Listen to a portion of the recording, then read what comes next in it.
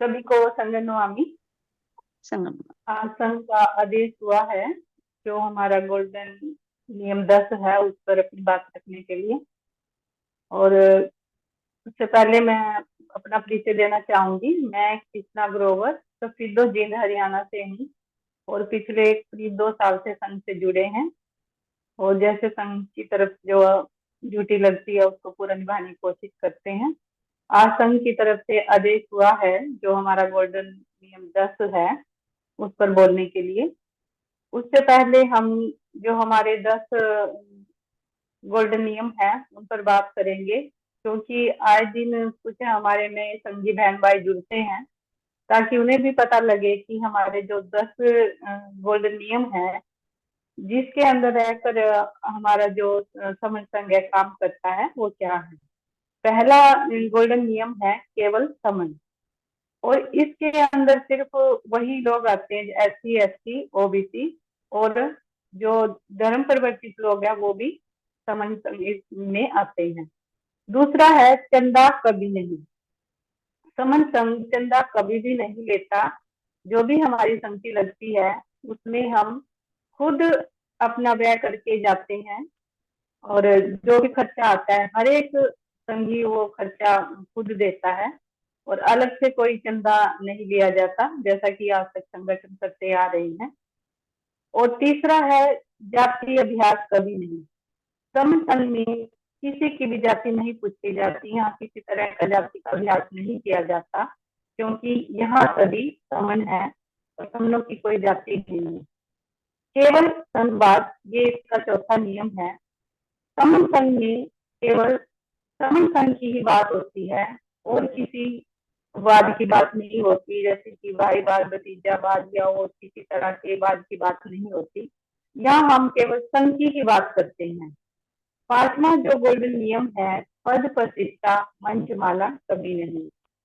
समन संघ में किसी तरह का भी किसी को पद नहीं दिया जाता, यहाँ सभी समान है। क्योंकि संघ है जो सम्यक विचारधारा पर काम करता है। जो पद प्रतिष्ठा है ये संगठन की परंपरा है, वहां पर ये दिया जाता है। समन संघ में सिर्फ एक स्थान दिया जाता है स्पोक का, और वो भी जिम्मेदारी का ही पद है, ना कि खुद को चमकाने का। और स्पोक जो बनाया जाता है खुद उसको बहुत सारी जिम्मेदारी मिलती है काम करने की और दूसरे संगी बहन भाइयों को जोड़ने की। सातवां गोल्डन नियम है संघ आदि से सबसे ऊपर। यह बहुत ही अच्छी बात है कि जब हम संघ के अंदर रहते हैं तो हमें संघ के ही आदेश मानने पड़ेंगे, क्योंकि संघ का आदेश जो होता है वो सबसे ऊपर होता है और कोई भी उसको मानने से इनकार नहीं कर सकता। तो और आठवां जो गोल्डन नियम है संघ राजनीति में कभी नहीं जाएगा। संघ ये सत्य है कि संघ राजनीति में नहीं जाएगा, लेकिन कोई संघी भाई राजनीति में जाना चाहता है तो वो संघ से इजाजत लेकर राजनीति में जा सकता है। नौवां गोल्डन नियम है संघ घातक की वापसी संघ में कभी नहीं। यदि कोई संघी संघ के प्रति गलत चलता है, गलत धारणा फैलाता है या संघ के प्रति कोई घात करता है, तो उस संघी को माफ नहीं किया जाता और उसकी सजा के अकॉर्डिंग उसे दंड भी दिया जाता है। और कई बार तो उसका मतलब अपराध इतना हो जाता है कि उसे संघ से निकाला भी जा सकता है। 10वां जो गोल्डन नियम है विनय नो विनय संघ का आधार है। ये ना कभी बदले जाएंगे और ना कभी खत्म किए जाएंगे और ना ही कभी अमान्य किए जाएंगे। तो इस 10 गोल्डन नियम पर हम बात करेंगे कि क्या कहता है। देखिए दुनिया में दो तरह के लोग होते हैं, एक जो काम करते हैं और दूसरे जो किया हुआ काम है वो अपने नाम कर लेते हैं। मतलब कि जैसे कोई खेत में मेहनत करता है, कोई फसल अपनी बोता है, रखवाली करता है, फिर उसको निकाल के बाजार में ले जाता है और ये सब काम करने में बहुत मेहनत लगती है और उस मेहनत का फल उसको क्या मिलता है।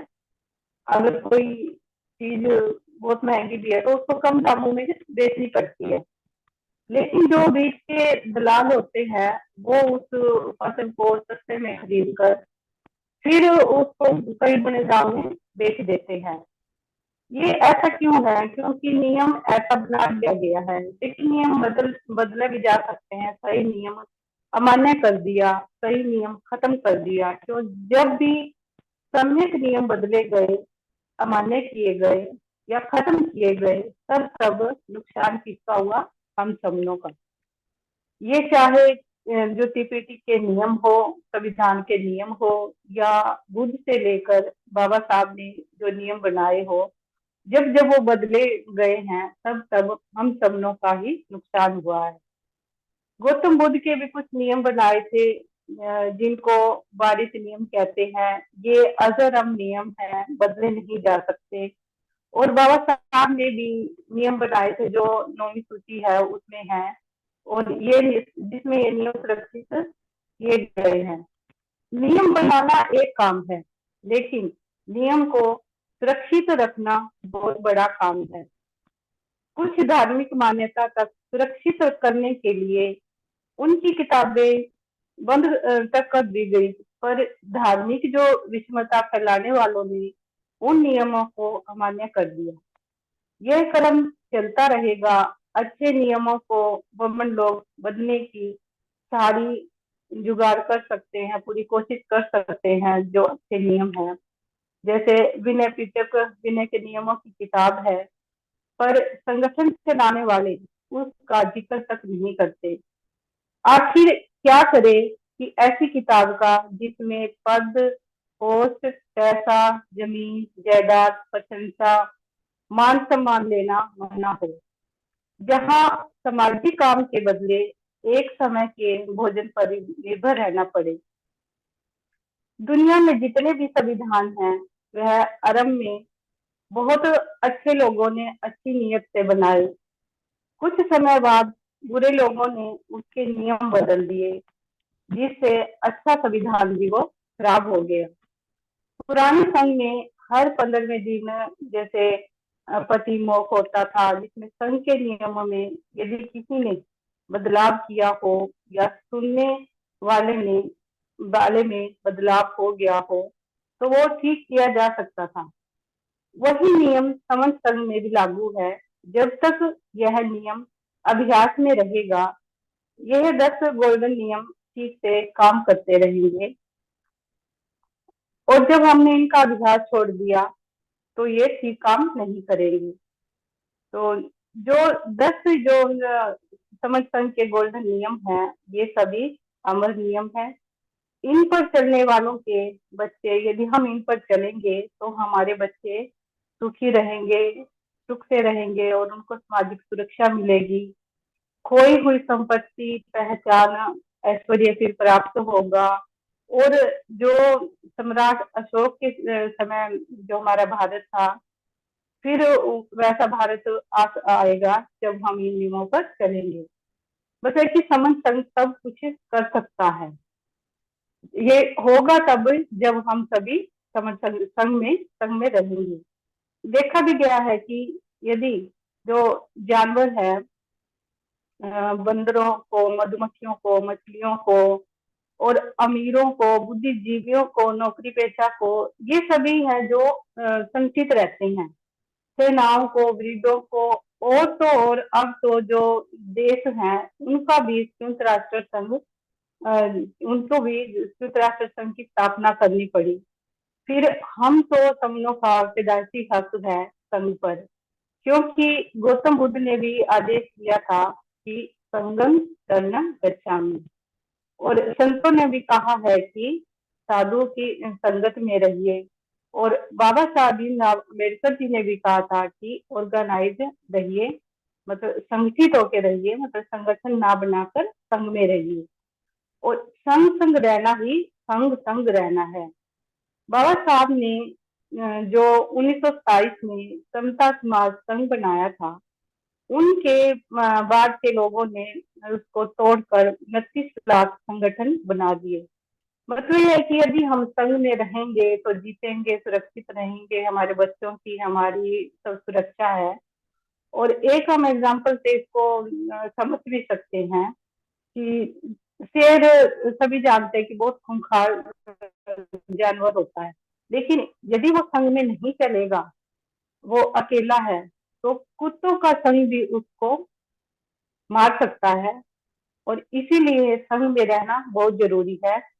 और अतः हमें बिना सोचे समझे जो दुनिया का पुराना प्राचीन संघ, समन संघ है, उसमें तुरंत आ जाना चाहिए, क्योंकि संघ हमारे बच्चों को बचाने की गारंटी देता है।